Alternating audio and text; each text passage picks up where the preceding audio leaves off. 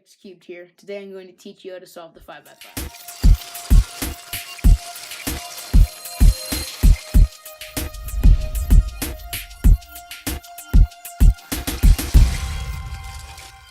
What I'm going to be teaching you with today is called YAO5. Basically, the first step of YAO5 is to build your first center. So I'm going to show you 3 good ways to build centers. First way is to build a line in the middle so that way the middle center connects to 2 edges. And then you're going to make another line with the outer centers and put it in. And then you do it until the center is complete. Good way is if it's really easy, you can make a T like this, and then you're going to take any random edge and then push the line out, move the middle line that you've just made over, and then push this bar back down, and now you have a 2x3, and then you finish your last bar and connect it to the center. The last good way to make centers is by doing this. You attach one edge to the center, and then you make a 2x1, and you attach it to that one edge so it makes a 2x2. Then you make another one of those and attach it to it, so now you have a 2x3, and then you build your last bar and attach it. Next step would be to build your yellow center using one of the techniques that I taught you.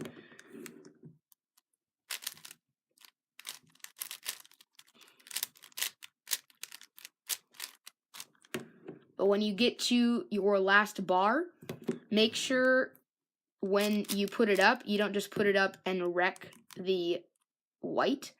You have to kick out one of your bars, do a U2, and then put your white bar back in, which will also solve your yellow. The next step is to solve all 4 of your cross edges, unlike YAO on 4x4, where you solve only 3. So I see blue, the blue and white first. So basically, I'm going to push this blue and white up into the solving zone. That's the zone where it's not on top and it's not on bottom, it's just in the middle. And then I'm going to put the other blue in, and then the other blue in to the solving area. And then basically the way you pair 5x5 edges is you get both of the outer edges connected to the inner edge. So it goes like this. You're going to slice over, so now that one's paired. And then you're going to slice over, so that way this one also pairs with it. And that's one whole edge. So we're going to move it into our cross. Another good one to know for 5x5 edge pairing is when 2 of your edges are checkered and the other one is not paired with it. The algorithm that you do is pretty easy. You just hold it so that way the one that's checkered is on the right hand side. And then wherever your edge is, you're going to slice it so that way it kicks out the first edge. And then you're going to flip this edge using that algorithm. And then you're going to slice back so that way it pairs the edge. And then you're going to put it into your cross correct according to the color scheme. Now we're just going to do these techniques for the rest of the edges.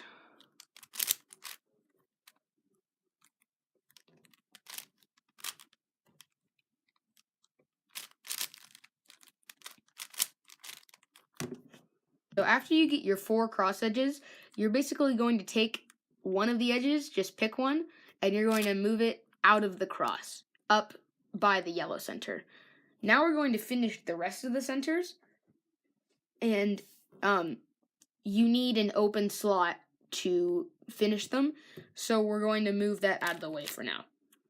So you're just going to use the method of centers that I taught you, or one of the 3 methods that I taught you earlier, making sure not to break your green or whatever color cross edge you have. When you have your 2x3, you can connect it when the bar is on the right. You can connect the edge to it and then only do L and U's.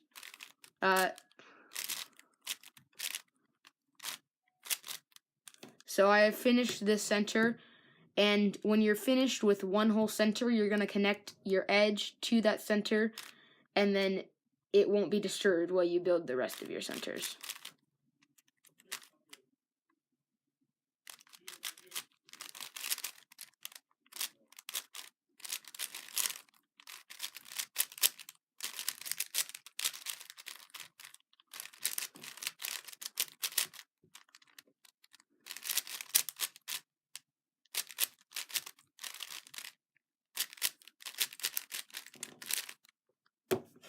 Now that you've finished all of your centers, you're just going to put your cross edge in and align your cross to the correct centers. And now we're going to finish the rest of the edges using a method of edge pairing called free slice. Free slice is basically when you pair an edge with one of the methods that I taught you earlier, and then instead of inserting a junk edge and slicing back, you simply move on to your next edge. Except in Yao 5, you only do 4 edges, making sure that 2 of them are F2L pair edges.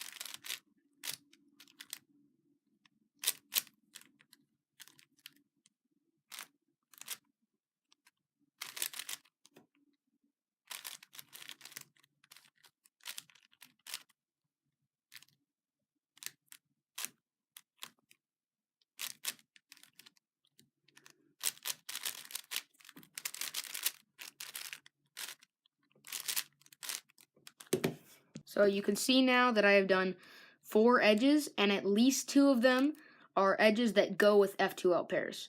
So the next step would be to solve 2 F2L pairs. The ideal situation is that you have 2 F2L pairs next to each other and not 2 diagonal. So now you're just gonna do the beginner method of edge pairing until all of your edges are solved, hoping for no parity.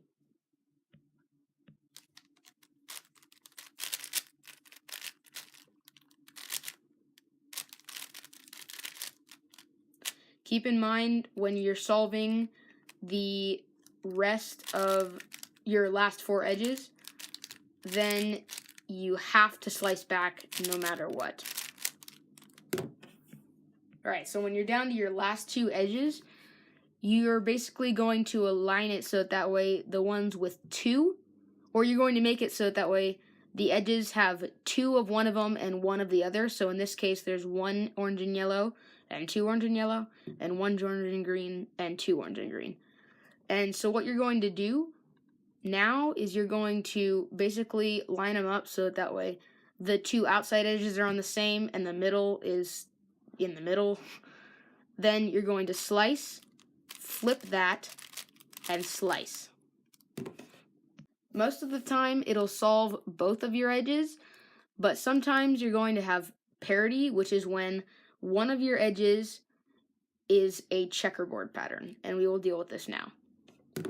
When one of your edges is a checker, you're going to put it into the top layer, and then to do the 4x4 parity algorithm with an exception in one of the moves. So basically you're going to start the algorithm, RWU2, X, RWU2, RWU2. And when you get to there, instead of doing RW prime with just 2, you're actually going to do RW prime with 3. And then continue the rest of the algorithm the same as you would on 4x4. Then you proceed to solve like a 3x3, and there is no such thing as PLL parity on a 5x5 because the 5x5 is an odd layer cube. So there's no parity on PLL. Thanks so much for watching. If you like this video, make sure to tell me and hit the like button. Comment down below if you have any questions. See you next time.